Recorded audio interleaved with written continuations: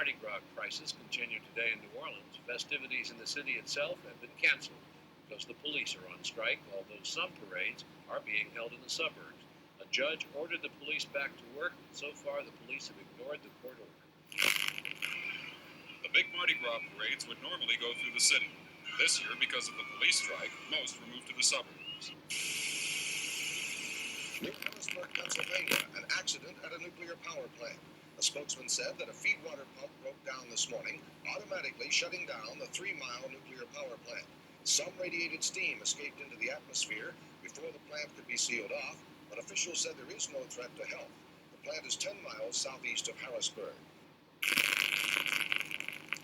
Within minutes after notification of the reactor accident at 3 Mile Island, the resources of the United States Nuclear Regulatory Commission began to deploy to the plant site. Personnel and equipment began to arrive at the site, located on the Susquehanna River, to monitor the reactor and to evaluate the physical and radiation hazards to the surrounding communities. This means it is now considered safe for pregnant women and preschool children to return to their homes within a 5-mile radius of the 3 Mile Island site. In Britain, truck drivers are expected to end a 27-day-long strike. They will get a pay raise of almost 21%, and that is far above the government's anti-inflation ceiling.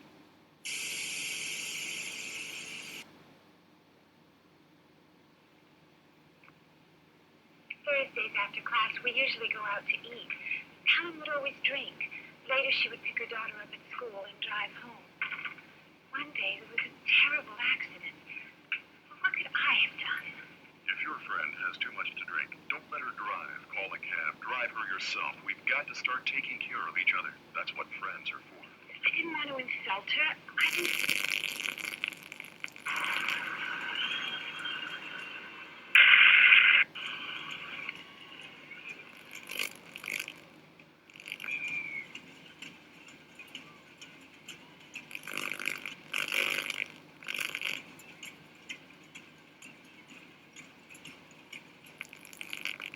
Maintaining peace, or at least an uneasy calm in the world, is the Security Council's raison d'etre and one of the United Nations functions. As a delegate once observed, the Security Council, Mr. President, is the most prestigious and authoritative of the organs of the United Nations. It is endowed by the Charter with the capacity to take mandatory decisions, but our esteem for this body derives not only from the binding character of its authority. We are endeared to the Council because of the... In England, it's all over now except for the concession.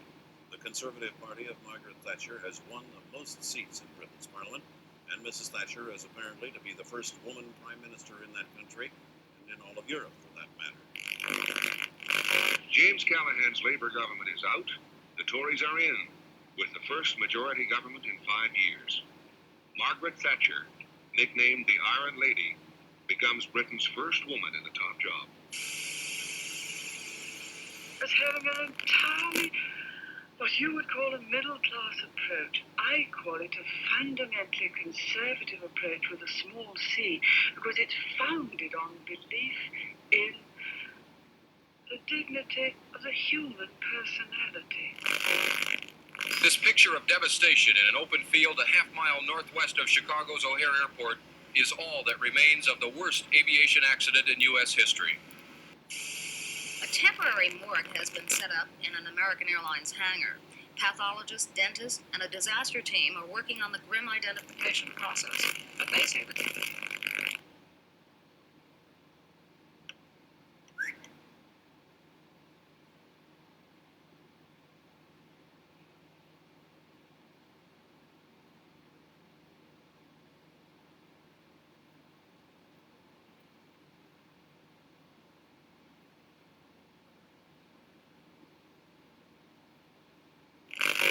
SALT II, signed but never ratified, the embrace broken by the Soviet invasion of Afghanistan. Dummy in the front seat of a car going 30 miles an hour.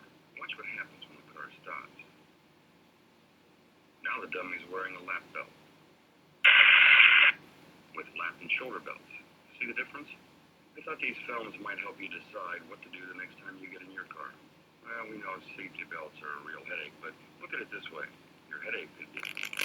Information is actually a deliberately distorted, manipulated information that is leaked into the communication system of the opponent with the expectation that it would be accepted as genuine information and influence either the decision-making process, for example, or to influence or manipulate public opinion.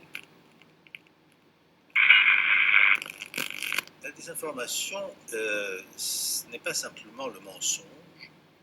Disinformation is not simply lies or falsifications. It is the art of having your enemies say what you want them to say.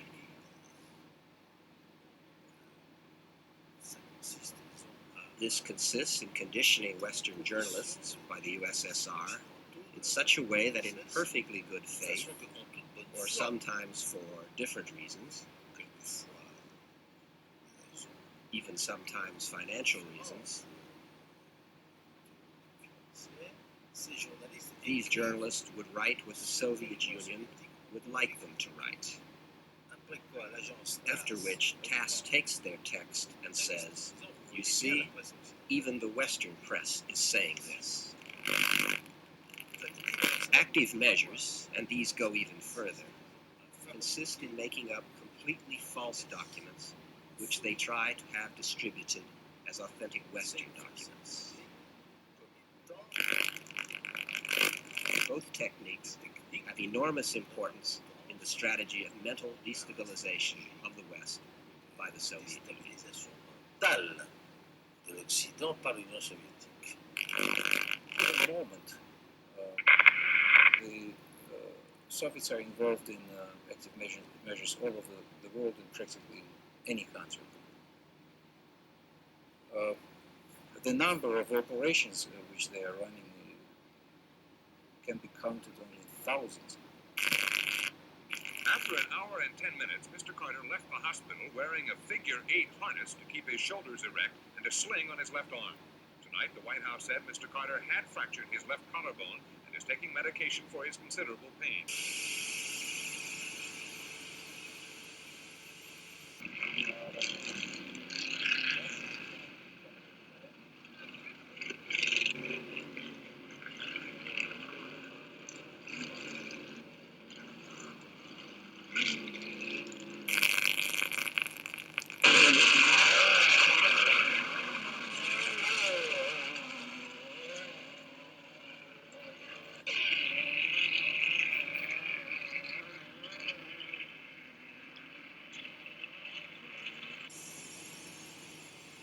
Many had come for Disco Demolition Night, a promotional gimmick. Between games, as planned, a huge box containing thousands of disco records was blown up.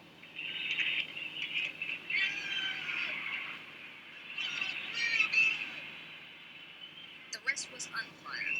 Fans stormed out onto the field in the thousands. Disco records were hurled like frisbees. Bonfires were set. Bottles were thrown. The batting cage was torn down and destroyed. Fistfights broke out. White Sox players had to be locked in their clubhouse for their own protection. The melee lasted an hour and a half and resulted in 39 arrests and a few minor injuries.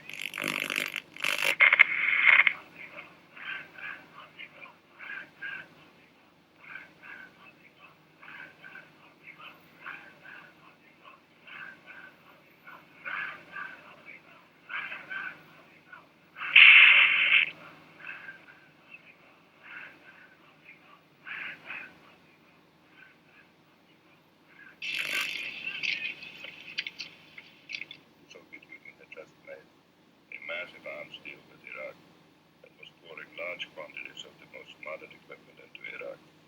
I had already had an arms arrangement with Syria.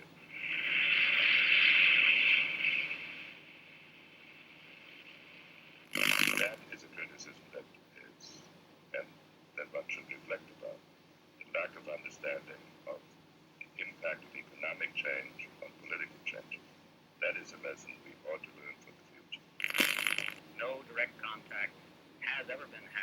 far as I know, between the United States government officially and the Ayatollah directly. They were unified only on one negative conclusion, and that was that the Shah had to go.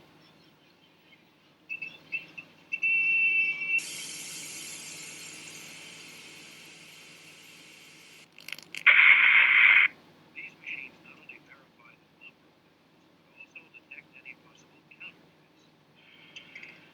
Many things can earmark a phony: weight, color, size, or poor detail in artwork.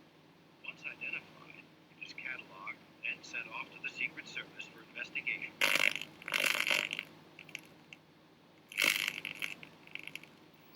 Were any American to do, keep out of our country and we will run it ourselves. The time of bonanza is over.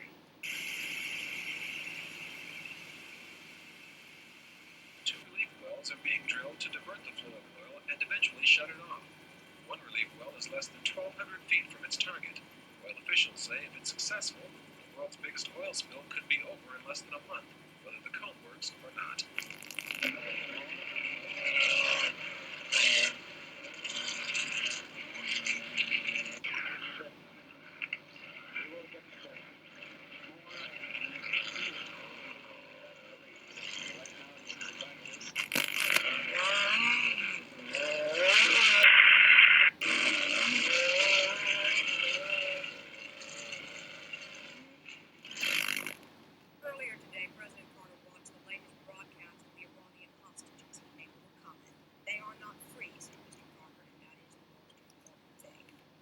'Today's greetings had a somewhat sadder tone than the film released yesterday. I think through the trials and tribulations that should have come, all of us hostages are primitive Americans.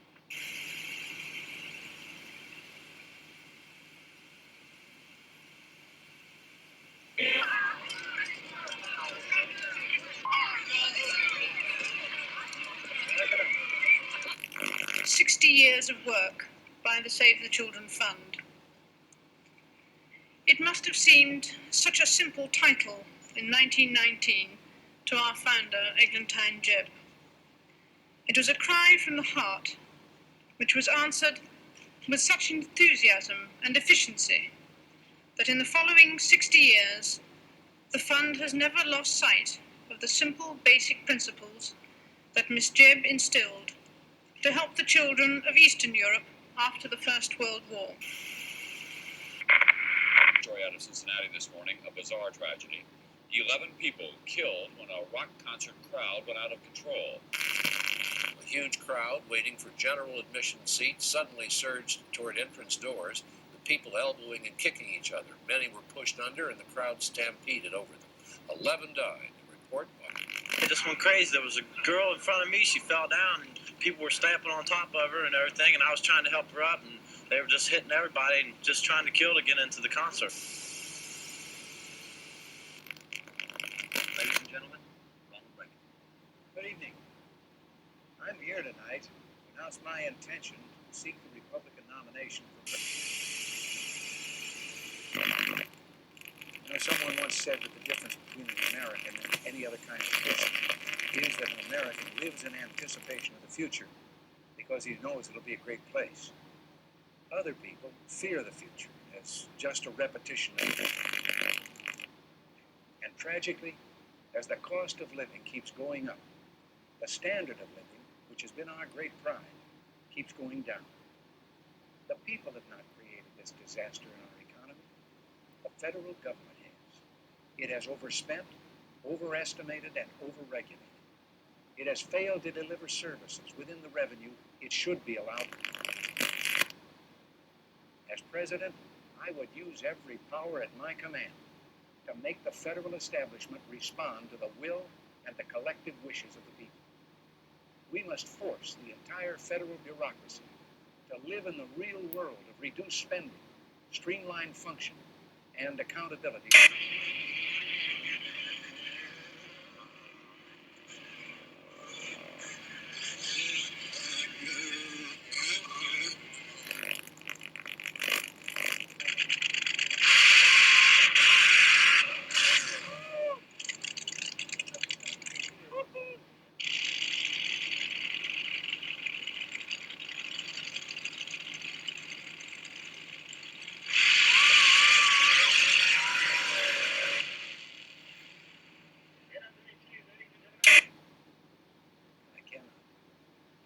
not stand by while inflation and joblessness destroy the dignity. During a time when the Soviet Union may enjoy nuclear superiority over this country, we must never waver in our commitment to our allies, nor accept any negotiation which is not clearly in the national interest. We must judge carefully, but we should leave no initiative untried in our pursuit of peace. We must be clear-voiced in our resolve to resist any unpeaceful act wherever it may occur. Negotiation with the Soviet Union must never become appeasement.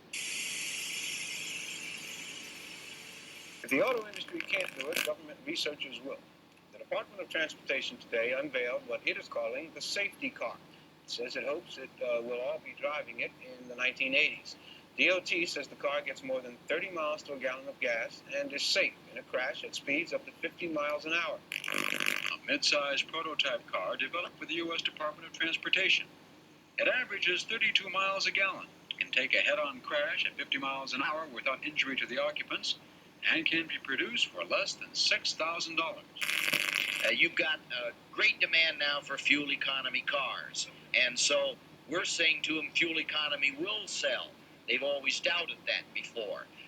Now, with the shifts that are occurring, it will sell. I think they will build them. And the technology in this vehicle is not technology that is impossible at all. It can be done, and I'm hopeful that by 1985 to 1990, it will be. If Americans were driving cars as safe and fuel efficient as this one, traffic deaths could be cut in half, and the country could almost eliminate its need for imported oil.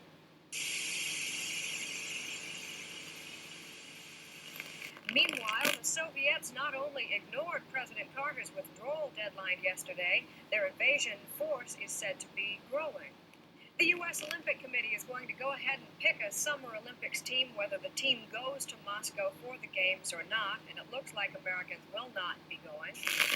I'd rather boycott the Olympics today than have to go to war against the Soviets tomorrow. As they rejected Mr. Carter's call for a boycott, the 16 Olympic committees also rejected an American and British proposal calling for a series of alternate games.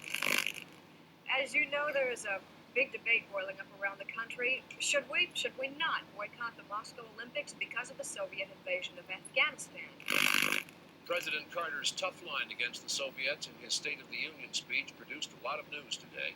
The Russians talked of a return to the Cold War. It's not enough for you to be a kind of protester to the Russian invasion of Afghanistan. No, I've always felt that political things should be kept out of sports, and I was very disappointed when they didn't this time.